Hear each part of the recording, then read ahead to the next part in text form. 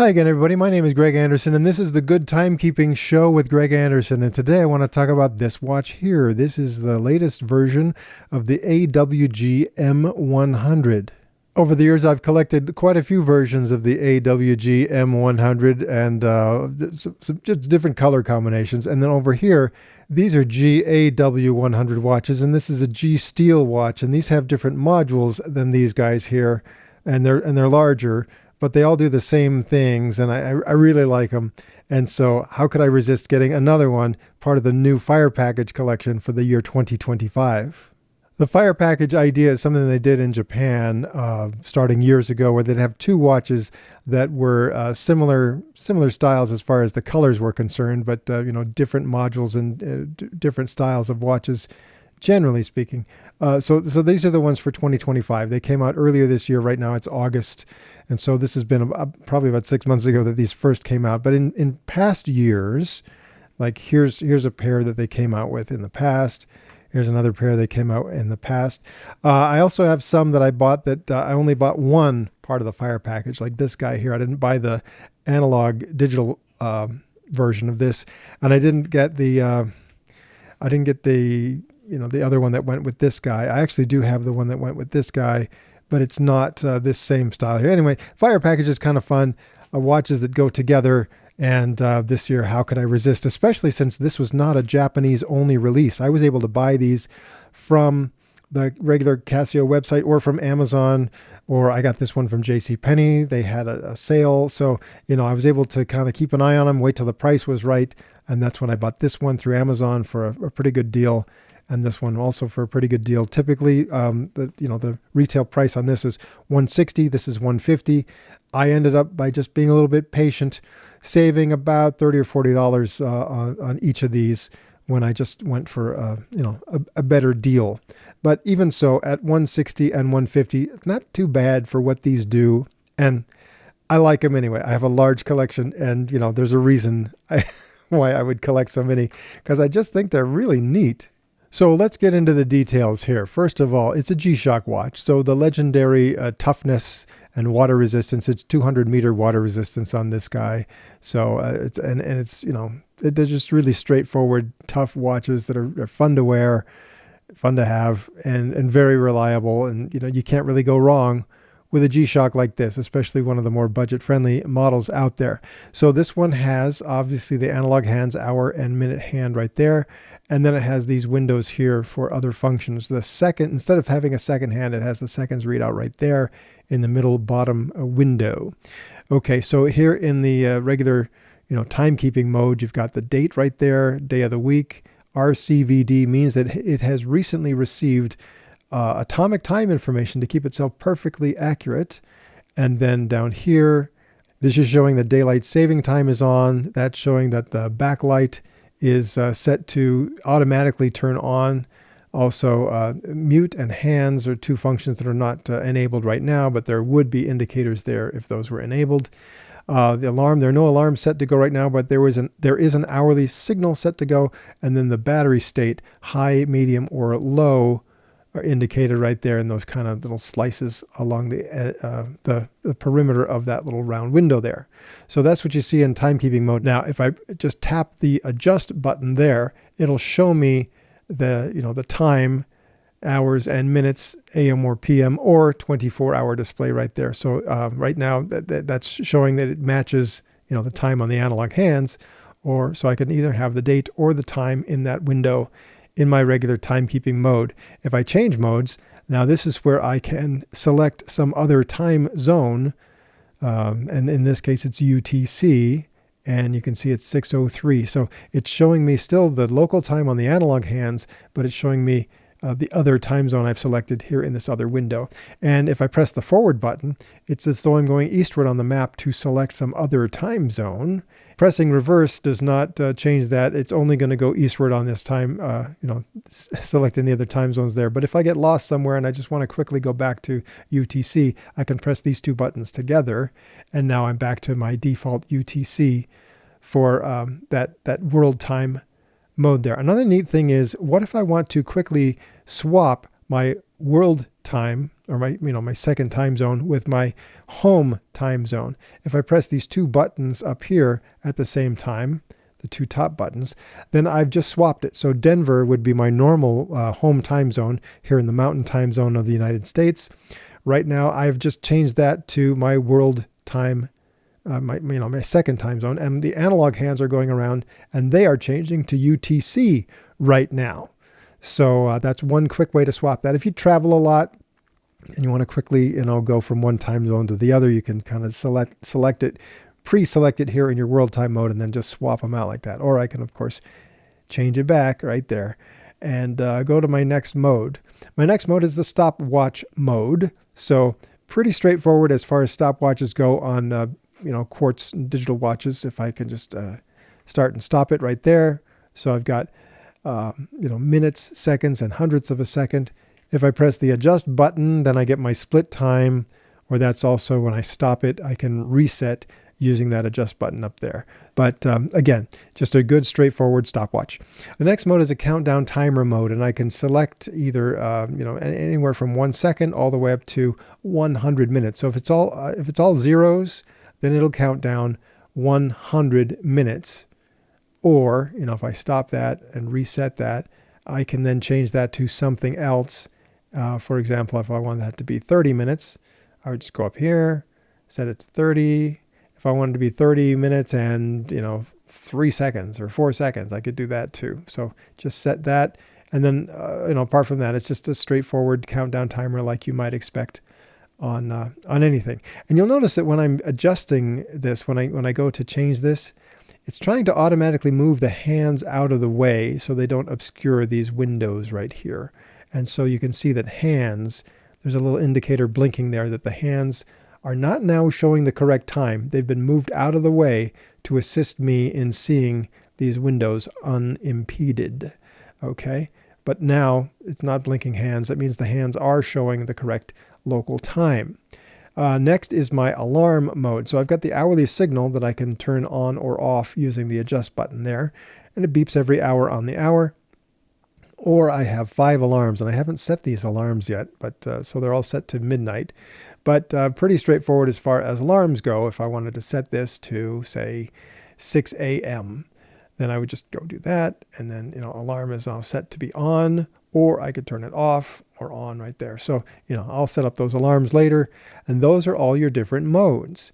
Now, when I go to initially set up the watch, what I'm going to want to do is hold the adjust button. Okay, start from the regular timekeeping screen, or timekeeping mode. Hold the adjust button, and then these things start to blink. And it's saying, do you want to set your time zone? So again, I can either go eastward on the map using the forward button, or I can go the other direction when I'm setting my initial home time zone here. So I'm going to set it to Denver for the Mountain Time Zone.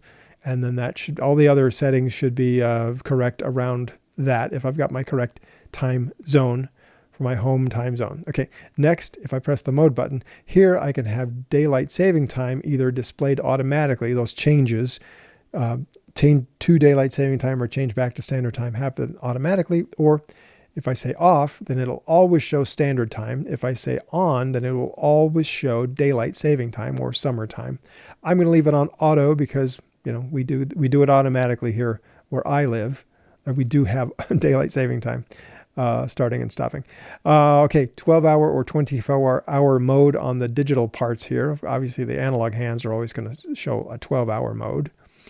Then you've got here I can manually set the seconds, the hour, minute, the year, the month, and the day of the month. So I can manually set those, but it has multiband 6, and so it's going to be receiving the correct time automatically. So time and date, actually. So if I set these to something that's not the right time and date, then the next time multiband 6 kicks in and it receives the correct time and date, it's going to overwrite whatever I put in there as the manual, manual setting for that. Next, key. So it's going to beep almost every time I press buttons on this watch, unless I turn that off to mute. So basically what that means, the difference between mute and this key with a little musical note there. If I were to, when it's in key mode, I go through the different modes. I start and stop the stopwatch, and it's going to beep every time. But if I put it in mute, then what that does is it's only going to make sounds when an alarm is going off, or when the hourly signal happens, or at the end of a countdown timer. Otherwise, it's muted, so I can discreetly change modes without everybody hearing beeps and things if I've got that in mute. Next, the backlight, which is not a great backlight. I'll show it to you in a moment. I can set that duration for either 1.5 or 3 seconds. Some people like the shorter duration to save power, but since this is a rechargeable watch, it has tough solar, it will charge itself. I can go ahead and leave that on a long duration without having to worry about the battery. And then power save. Power save is on. I could turn that off right there or on. And what that does is with power save on, it will automatically turn off these LCDs, these little windows here, to save power every night. So after 10 o'clock, if the watch is not being worn, it can sense that it's not being worn because it has a motion sensor in there, and also the solar cell that's built into the face will act as a light sensor. So if the watch knows that it's in the dark and it's not moving and it's after 10 o'clock, power save on, it will go into a kind of a sleep mode for the LCDs every night. And the way to get it out of that sleep mode and bring everything back to life, if you will, or wake it up, would be to either press any button, or you can wiggle the watch, or you can put it in a well-lit area and everything comes right back on. But power save saves a little power. And those are all the adjustments there when you're initially setting it up. Now, as you can see, pretty soon this minute hand is going to obscure this window here. And then a few minutes later, it's going to obscure this window here and then this window over here. So what do I do if I don't want the minute hand or the hour hand to be in the way of these other windows if I'm using the countdown timer or the stopwatch or something like that? Well, what I can do is I can press the mode button, and instead of just, scrolling through the modes like that, what if I press and hold the mode button for just a few seconds and then see the word hand was blinking there. And now the little hands indicator is blinking. And so what that means is, while it's showing hands blinking, it means it has automatically moved the hands out of the way of those windows. And it's going to keep those hands out of the way for an hour after I've stopped pressing buttons. So right now I'm going to go through the different modes. I'm going to go to the stopwatch. I'm going to do all this stuff here. And as long as I keep pressing buttons, those hands are going to stay out of the way. If I just leave it alone, let's say I'm all done, I go back to here, and I'm in my regular timekeeping mode, the hands are still going to stay out of the way for an hour. And if I keep pressing buttons, it's going to kind of reset that timer. But if I want the hands now to go back to normal, I can press and hold the mode button again, and there the word hand started to blink, and now it's normal. So just something to keep in mind if it kind of bothers you to have the hands in the way of these windows. Also, when it comes to the hands, every now and then it is possible, although it's very rare, it almost never happens to me. The watch may be, if you get too close to magnets or something, or if it gets shaken around a lot, it's shock resistant, but every now and then just a good jolt might throw the hands out of alignment. And so what you want to check for is that does this time right here match the position of the hands? If it does, you're fine.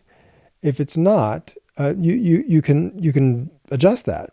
And one way that you can adjust that, or the way that is available to all users, if I hold down this adjust button and keep holding it until it says H set right there, then what it does is it sends those hands to the straight up 12 o'clock position. And if they're not correct, then I can use the forward button to make them go forward a little bit. The hands will tick forward every 20 seconds. So there'll be 3 little ticks forward for every minute that the watch is running. So if I think it's wrong by just a fraction of a minute, then I could click this, just tap this forward button, and that would take it ahead 1 click or keep it going. And now it's but obviously that's not straight up 12 o'clock. Now that's 1 minute off. So if I use the reverse button, I can set that back. So I don't often do this. Like I said, almost never these watches where the hands get off out of sync with, you know, the digital display there of what the time should be. But if it happens, there is a hand set feature. And then when I'm all done with that, either I stop pressing buttons and leave it sitting here for about 3 minutes, it'll go back to normal. Or if I tap the adjust button, then it will go back to normal. And now I see, let's do this here. It's 12:16 and 2 seconds, and that looks like that's exactly where the hand is supposed to be. But I think oh, the hand's in the way. I want to see the TUE in the window there. Then I hold the mode button down, and now it's going to stay out of the way while I utilize these windows here. So yeah, I don't want to confuse you too much about the hands, but there are options there if you want to get them out of the way, or if you think that they need their alignment to be corrected. Now, just for comparison, this is a larger watch that does all the same things as this one over here. It's getting a little bit difficult to find one of these anymore, but this is the AWG-M100. There is another version of this watch, the AWG-M100, that does not have the built-in Multiband 6 atomic time receiver. And you can find those. I've even seen them at Walmart. So this one, if it's a GAS model, does not have atomic time. If it's a GAW model, it does have atomic time, and then it's going to do all the same things this one does. This has a little bit better backlight, I would have to say. But otherwise, it's just a matter of preference on the size, because this one can look quite large on your wrist. I like them both. I'm glad I have both of them. The backlight on this is a little amber LED that shines up from about the 6 o'clock position in the dial and just shines across the face. So it doesn't give you a whole lot of light, and it doesn't have any light on the LCD windows at all. Now compare that to, say, the AWG-M100, which has a much different, it still has a backlight that's emerging from down around the 6 o'clock position, but it also has distinct backlights on the LCD windows, whereas this one, nothing on the LCDs, just that amber light coming from below. It does have some glow-in-the-dark material on the hour markers. There's no hour marker at the 6 o'clock position, and the 3 o'clock and the 9 o'clock position have, you know, not very big hour markers. And then the tips of the hands, of course, also have some glow-in-the-dark material, which, you know, it works pretty well. It's not the greatest stuff in the world. You know, Casio watches tend to not have the most, you know, expensive or effective glow-in-the-dark luminous material there, but it will, you know, stay bright for a few minutes, and that's, you know, that's fine for me. Now, just to be thorough, let's put this on our little kitchen scale, and okay, 54 grams, not bad. That's comparable to, say, a G-Shock Square, but if you compare it to something like this Duro watch with a metal bracelet, quite a bit heavier. But yeah, if you're used to the G-Shock Square, then you're going to find this to be a very comfortable, relatively lightweight watch, easy to wear, fun to wear. I like what it does. I like how it looks. I really like this watch, as indicated by all the many other versions that I've collected. And that's about it for now. Again, a fun watch. I really like this one. The only complaint I would have is the backlight is not great, but that's not a deal breaker for me. I'm usually not looking at it in the dark anyway. Just a fun watch. What can I say? If you are interested in this, I hope this video has helped you to decide whether or not you want to get one. This is just the newest one out there with that little bit of a purple tint on the bezel there. And yeah, about $160 or less if you can find a good deal. And I'm happy to answer any questions you might have if I didn't cover something about this watch. But I tried to be really thorough. I make long videos, I know, but I just hope they help you. And I'm going to continue to make them. More episodes are coming of The Good Timekeeping Show.